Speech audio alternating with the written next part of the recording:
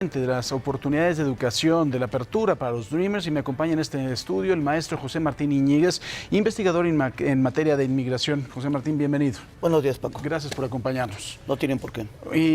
Es una situación complicada, ¿no? Estábamos viendo el caso de Guadalupe y sus dos hijos. Cuando ella se viene, es tan abrupta la separación que ni siquiera sabe a cargo de quién se quedan. Hay una asociación de migrantes que toma la custodia de los niños y los empieza a cuidar. Pero estas separaciones, en la medida en que se empiezan a dar en mayor manera. Este programa del presidente Trump de separar a los padres de los hijos que quieran cruzar la frontera es algo que ya no solo es una política de protección a la seguridad de Estados Unidos, sino ya es una política que raya en la inhumanidad. Aunque hay que decir algo y ponerlo en su justa dimensión, la máxima deportación que hemos tenido ha sido en las dos administraciones de Barack Obama. Todavía no llegamos ni a la mitad de lo que Barack Obama había deportado hace un año, entonces por lo tanto hay que ponerlo en esta justa dimensión. Es cierto, algunas acciones que ha tomado hoy el ICE, que es el Immigration Customs Enforcement, que es el Servicio de Inmigración y Aduanas, ha sido un tanto violento en cuestión de derechos humanos, pero yo les aconsejaría a los migrantes que nos están escuchando, que están viviendo en Estados Unidos, que se metan en una página que se llama accesolatino.org. Hay una serie de indicaciones de lo que tienen que hacer en caso de una deportación y sobre todo un elemento muy importante, que busquen la naturalización. Tenemos en este momento, para darte un dato, 12 millones de mexicanos que nacieron de este lado y de esos con sus familias son un poquito más de 20 millones. Sí. Es decir, es una población que estamos hablando que es casi el 15-17% de la población mexicana. En este caso, esta población, de los 12 millones de adultos, 7 millones son indocumentados. Es una población que podemos decir que es la vulnerable.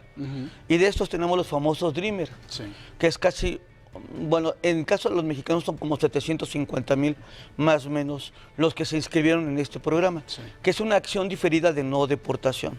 Entonces aquí venimos, precisamente es el gran tema, es decir, lo que hizo Barack Obama, pero como era un presidente querido, pues casi no se notaba. Pero tenemos un presidente mediático y todo el mundo también como que sobredimensionamos las noticias. Entonces yo sí me gustaría poner en su justa dimensión y sí les gustaría decirles que hay que tomar medidas precautorias antes que otra cosa. Tener un plan de prevención, tener lo que yo le llamo una ruta crítica, qué hacer en caso de que llegara a pasar algo con un miembro de la familia.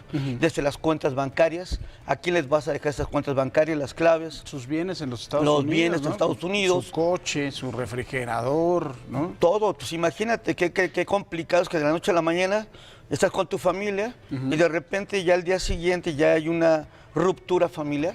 Claro. Que es lo trágico de este asunto. Pero creo que José Martín tocas un punto muy importante, el ya saber qué es lo que se tiene que hacer. Claro. ¿no? Y si no se tiene alguna alternativa jurídica y si se está en este peligro, pues bueno, el saber qué es lo que se tiene que hacer quizá además pueda minimizar la angustia. Ahora tocas un punto importante, o sea, si hubo un presidente que deportó mexicanos, ha sido el presidente Barack Obama. Así es. O sea, él no decía discursos en donde odiaba a los mexicanos, al revés, era mucha cercanía, pero fue un presidente que en materia de deportación fue muy activo, ¿no?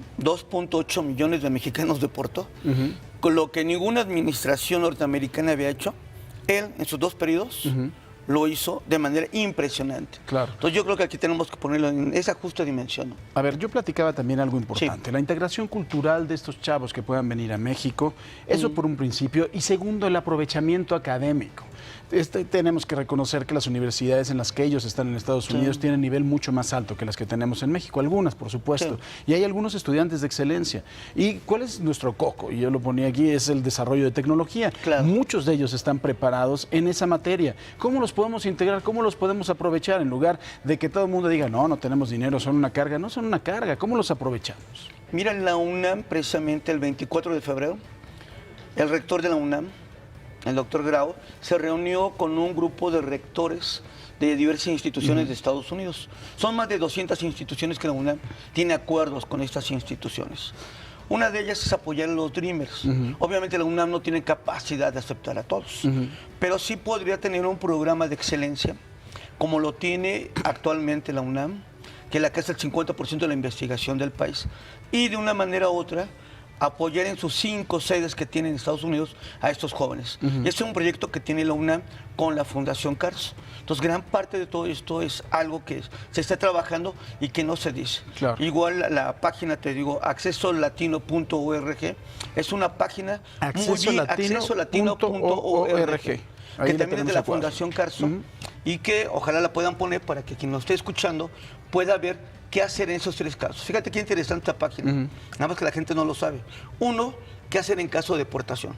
2, cómo proceder a la naturalización. ¿Cuáles son los, si yo te puedo ser elegible para naturalizarme, ¿no? Millones de mexicanos lo pueden ser en este momento. Llevan 20 años. Y eso es un seguro 25, para ellos, porque el ICE no puede actuar mientras esté ese proceso, ¿no? Así es. Entonces, por eso, algo que tienen que acudir es a los consulados, claro, a la fundación que tiene la UNAM y a las sedes que tiene en la UNAM fuera del país. Y eso es bien importante, porque te vacunas frente a esto, ¿no? Entonces, si algo no hicieron durante 20 y tantos años o 30 años, que lo hagan en este momento. Y ahí viene todo el proceso y cómo tú puedes calificar. Ahora, te pregunto, si en dado caso de que se presentara de verdad una deportación masiva de mexicanos, ¿qué es lo que pasaría con esa integración cultural? ¿Cuál sería el resultado de esta mixtura? De traer a gente que vivió en los Estados Unidos casi toda su vida, que está acostumbrado a otro tipo de cultura, a otro tipo de aplicación de la ley, y además de toda otra cultura, ¿no? A otra música, a otra comida. ¿Cuál sería el resultado de esta mixtura? Yo creo que ya lo tenemos, ¿eh? ¿Sí? De hecho, ya está. De hecho, yo siempre he dicho que hay una tercera cultura. Esta tercera cultura es el Tex-Mex, ¿sí? Y una representante de todo esto pues fue la fallecida Selena, ¿no? O Selena, como le decían ellos, ¿no? Y esto es interesante, ya está dado.